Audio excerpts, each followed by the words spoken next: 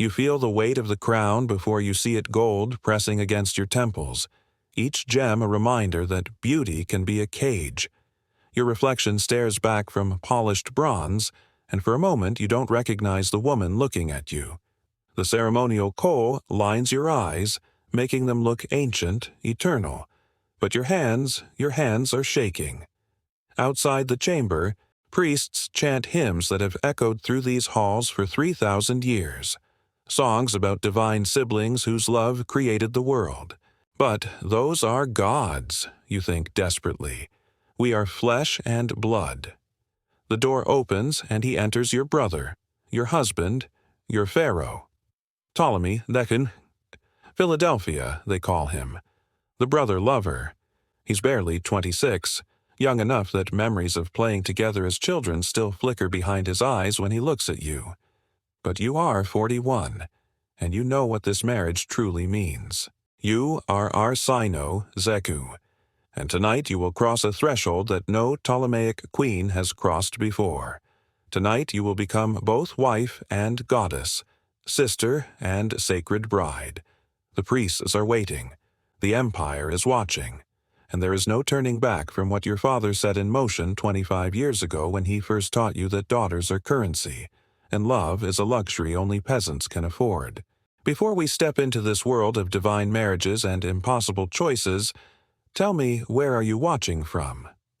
It never ceases to amaze me that people across every continent are drawn to these ancient stories of power and pain, as if something in them still speaks to us across the millennia. This is Egypt in 278 BCE, the gleaming capital of Alexandria, where Greek philosophy mingles with Egyptian mysticism, where the greatest library in the world stands beside temples older than memory. The Ptolemaic dynasty is only 43 years old, founded by one of Alexander the Great's generals who claimed Egypt as his prize when the conqueror's empire shattered.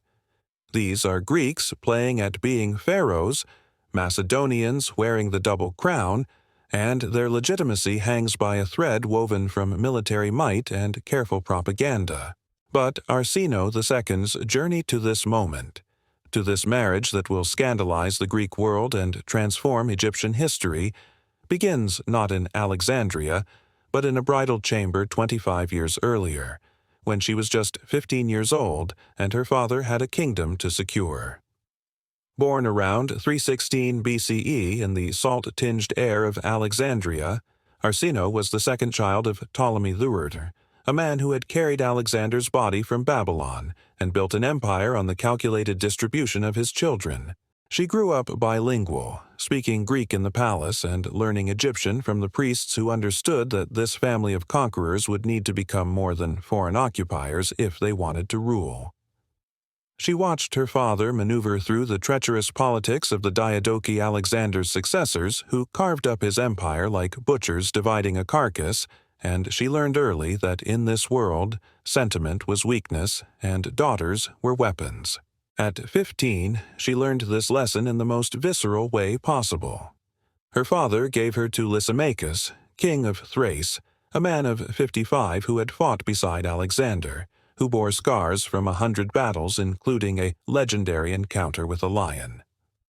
The wedding was magnificent, 3 days of feasting in the ancient Persian capital of Sardis. Poets comparing the teenage bride to Helen of Troy, as if beauty could somehow compensate for the transaction everyone understood was taking place. Lysimachus needed Ptolemaic gold to fight his rivals. Ptolemy I needed to secure his northern borders.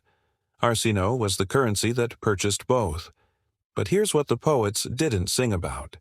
The intelligence burning behind those coal-lined eyes, the way she watched everything, memorizing the patterns of court intrigue the way scholars memorize Homer. She bore Lysimachus 3 sons in quick succession, Ptolemy, Lysimachus, and Philip, and with each birth her position strengthened. She was no longer just a foreign bride, but a mother, a potential founder of dynasties, a player in her own right. The court of Thrace was brutal in ways that Alexandria's relatively civilized palace was not. Lysimachus had an heir from his first marriage, Agathocles, a man of proven military ability who naturally saw Arsinoe's sons as threats. The factions formed slowly, inexorably, like ice spreading across water. Some nobles supported the older heir. Others began to whisper that perhaps the sons of an Egyptian princess carried more legitimacy than the son of a nobody. What happened next would haunt Arsinoe for the rest of her life. In 283 BCE, Agathocles was arrested on charges of treason. The evidence was circumstantial at best: some letters, some meetings, testimony from witnesses whose loyalty could be purchased. Within days, he was dead, executed on his father's orders while the court held its breath and wondered who had really orchestrated his downfall. Had Arsinoe pushed for his elimination? Had she simply presented her aging husband with cold political realities that her sons represented Egypt's support, while Agathocles represented only the past? Or had Lysimachus made the decision himself, choosing a wife young enough to cloud his judgment over a son who reminded him of his own mortality? History doesn't record her thoughts as Agathocles' blood sank into Thracian soil, but it records what happened next with brutal clarity. Seleucus IV, the Seleucid emperor who had once been Lysimachus's ally, declared war to avenge the murdered prince. In 281 BCE, at the Battle of Corupedium, two men in their 70s faced each other for the last time, the final confrontation of Alexander's generation. Lysimachus fell in the fighting, his body pierced by Seleucid spears, and his kingdom collapsed like a sandcastle before the tide. Arsinoe, now 35, suddenly found herself a widow with 3 young sons and no army to protect them. Seleucus's forces were advancing. The nobles who had supported her were scrambling to make peace with the conqueror. She had exactly one card left to play, and it was dealt from an unexpected direction. Her half-brother, Ptolemy Ceraunus, Thunderbolt, sent her a marriage proposal. He was the son of her father's first marriage, passed over for the Egyptian succession in favor of his younger brother. For years he'd nursed his grievances in foreign courts, and he'd been with Seleucus when the old king invaded Thrace. But Ceraunus was patient the way snakes are patient. The morning after his great victory, Seleucus was found dead, murdered by the man he'd trusted as an ally. Ceraunus had claimed Macedonia's throne with Seleucid blood still wet on his hands. Now he wanted Arsinoe, wanted the legitimacy her bloodline represented, wanted to bind the Ptolemaic dynasty to his stolen crown. He promised to acknowledge her sons as his heirs, promised them safety, advancement, a future. She believed him, or perhaps she simply had no choice but to believe him, because the alternative was watching her children hunted down like animals in the chaos of a collapsing kingdom. The wedding took place in Pella, ancient capital of Macedonian kings, where Alexander himself had learned to walk. It must have felt like a mockery, priests chanting blessings over a union everyone knew was political calculation dressed in ceremonial robes. Ceraunus's grip on her waist too tight, his smile too sharp, his eyes already looking past her to the obstacles her sons represented. The betrayal came on their wedding night. Soldiers surrounded the quarters where her 2 youngest sons were sleeping, Lysimachus, 15, and Philip, just 12. They were dragged from their beds and murdered in front of their mother, their blood staining the marble floors where Macedonian kings had once held court. The screams that tore from Arsinoe's throat echoed through the palace, a sound that guards would remember decades later as the most terrible thing they'd ever heard. But even as her sons' bodies were carried away, even as grief threatened to shatter her completely, some part of Arsinoe's mind was already calculating survival. Her eldest son, Ptolemy, had refused to come to Pella, sensing the trap. If she could escape, if she could reach him, if she could live through this night, there might yet be a future. The escape was desperate and brilliant in equal measure. Using loyal servants and the underground network that exists in every palace, she slipped away disguised as a common woman, leaving a decoy in her chambers to buy precious hours. She made her way to Samothrace, that ancient island where mystery cults offered sanctuary even kings dared not violate. On the ship crossing dark waters, Arsinoe must have taken inventory of what remained. 2 sons dead, 1 alive but in exile. Her 3rd husband revealed as a monster. Her 2nd husband's kingdom destroyed. Her 1st husband's name now a footnote in the wars of succession. She was 40 years old, and everything she'd built lay in ruins. But she still had one option left.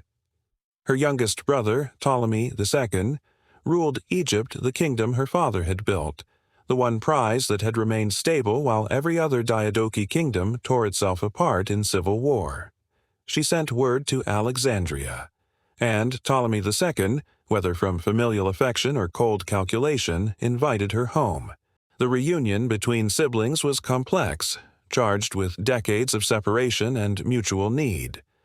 Ptolemy II was a scholar king, a man more comfortable with papyrus than swords, who had inherited his father's kingdom but not his military genius.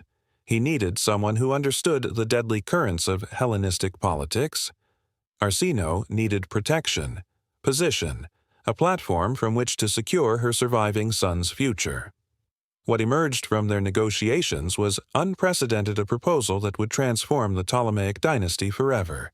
Marriage, between full siblings, between brother and sister. For 3,000 years, Egyptian theology had embraced divine sibling marriage as sacred, necessary, the pattern by which the universe maintained its balance. But the Ptolemies were Greek, and to Greeks, such unions were abomination violations of natural law that invited divine punishment. Yet Ptolemy II understood something crucial. Legitimacy in Egypt required more than military conquest. It required accepting the ancient patterns, the divine templates that Egyptian subjects had revered since the pyramids rose from the desert. If he married Arsinoe, he wouldn't just be taking a wife.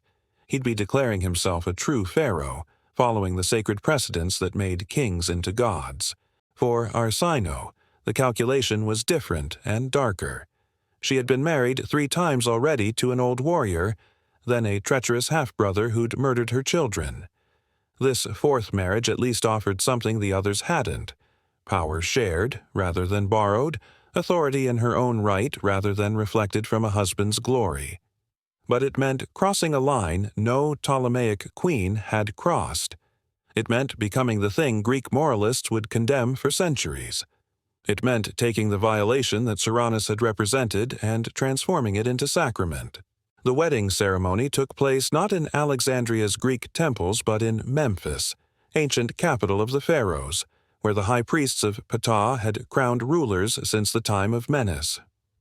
Arsinoe stood in the regalia of Egyptian queens, the vulture crown, the cobra diadem, robes of pleated linen that whispered against stone floors. Beside her, Ptolemy II wore the double crown of Upper and Lower Egypt, the crook and flail that symbolized a pharaoh's dual role as shepherd and warrior. The priests chanted in Egyptian, invoking Isis and Osiris, calling down blessings on this sacred union. They proclaimed the couple not merely king and queen, but gods incarnate, theoi adelphoi, the sibling gods whose marriage mirrored the divine pattern and ensured Egypt's prosperity. The Greek inhabitants of Alexandria were scandalized. Philosophers debated the morality. Foreign ambassadors sent shocked reports home. But Egyptian priests nodded in satisfaction, recognizing that finally, after 4 decades of Ptolemaic rule, these foreign kings had truly become Egyptian. And Arsinoe, standing in that ancient temple with her brother's hand in hers, must have felt the strangest mixture of triumph and emptiness. She had survived everything: widowhood, betrayal, the murder of her children, exile. She had been used as currency her entire life, traded and bartered by men who saw her as means rather than end. Now, finally, she wielded power directly. She was Pharaoh Queen, goddess incarnate, co-ruler of the richest kingdom in the Mediterranean world. But she was also a woman who had sacrificed her humanity to achieve divinity, who had lost her children in the pursuit of protection, who had crossed the final boundary between person and symbol. The years that followed proved her worth.